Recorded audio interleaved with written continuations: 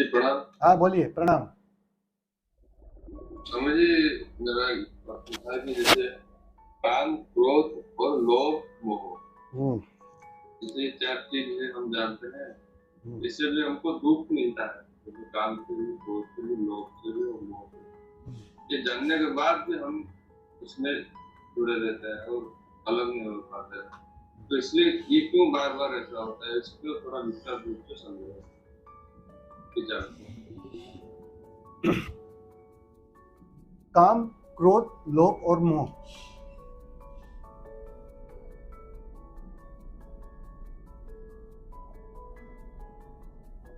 उससे सिवाय पीड़ा के कुछ नहीं मिलता। ये हमारा अनुभव है।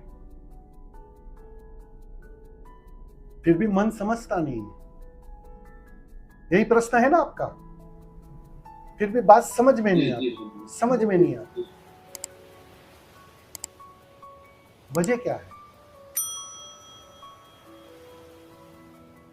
वजह यह है कि काम, क्रोध, लोभ, मोह है ना, वो तो परिणाम है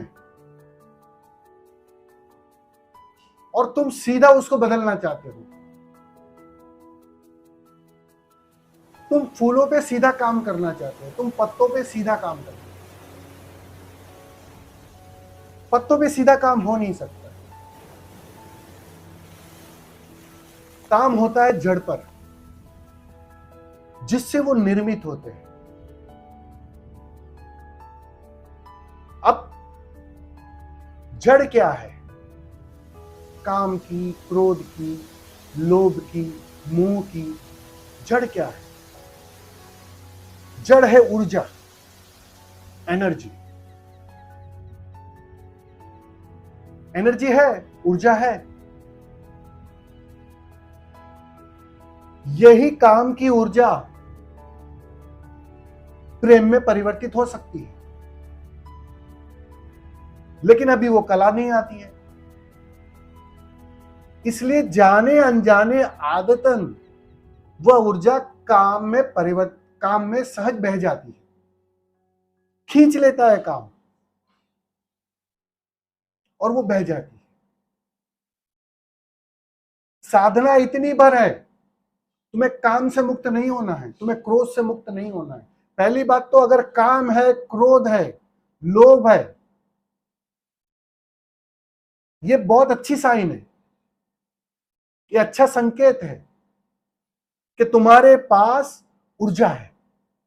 ये खबर है। एक नपुंसक क्रोध भी नहीं कर सकता है। तुम्हारे पास ऊर्जा है। अब बस तुम्हें उस ऊर्जा को एक दिशा देनी है।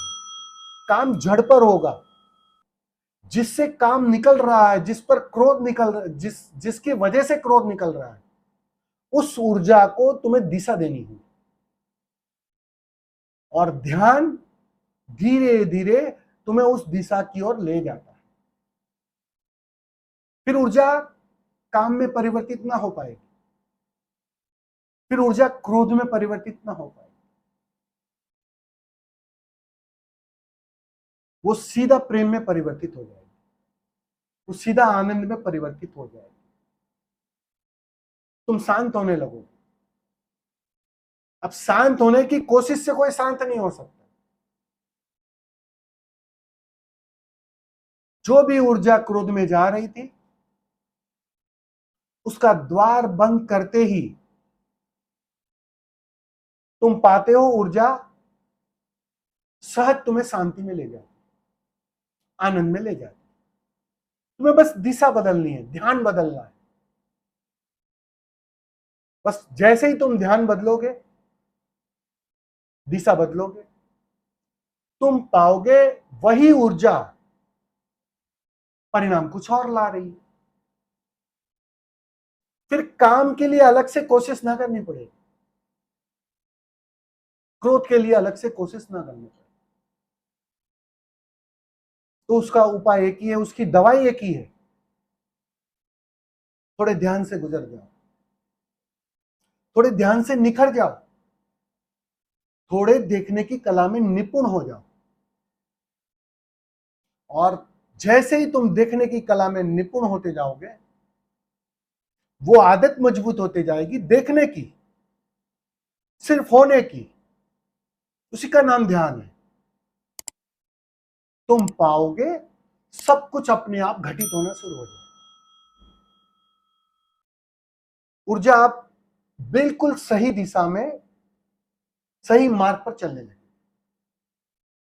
और परिणाम तुम्हें दिखने शुरू हो जाएंगे। ध्यान वगैरह करते हैं स्वामी जी? हाँ स्वामी जी करता हूँ। कितने समय से कर रहे हैं? मतलब कंटिन्यू नहीं हो पा रहा है, कभी कभी करता हूँ फिर छूट जाता है क्योंकि थोड़ा प्रॉब्लम रह जाता है तो इसीलिए। ये बस यही देखो, ये संकल्प की जो कमी होती है ना, वही अड़चन, और कोई अड़चन नहीं है। जैसे रोज चैया की जिंदगी है, मतलब ध्यान का मूल्य उतना है नहीं अभी। जिस दिन ध्यान का मूल्य समझ में आएगा ना, हो सकता है तुम रोओगे कि कहां मैंने समय व्यय किया, उस समय का मैं सही उपयोग कर सकता था। वो तो मूल्य धीरे धीरे आएगा समझ में। संसार की सारी ठोकरें तुम्हें वो समझ लाने के लिए सहायक होगी। जैसे नियम है, खाना खाते हो, उठते बैठते हो, ऑफिस जाते हो, काम करते हो, कुछ भी करते होंगे आप, वैसे नियम में एक नियम ये जोड़ दो कि कुछ भी हो 1 घंटा में अपने आप को दूंगा। बस इतनी सी बात है। 23 घंटा संसार को, 1 घंटा अपने आप को। ये संकल्प जिस दिन मजबूत हो जाएगा ना, गहरा हो जाएगा ना, रोज तुम अपने साथ बैठने लगोगे ना, फिर वो जो आपने प्रश्न पूछा ना, उसका हल तो अपने से आना शुरू हो जाएगा। किसी उत्तर की जरूरत ना पड़ेगी। स्वस्थ होने लगोगे, ये परिणाम होगा। समझ में आया? धन्यवाद।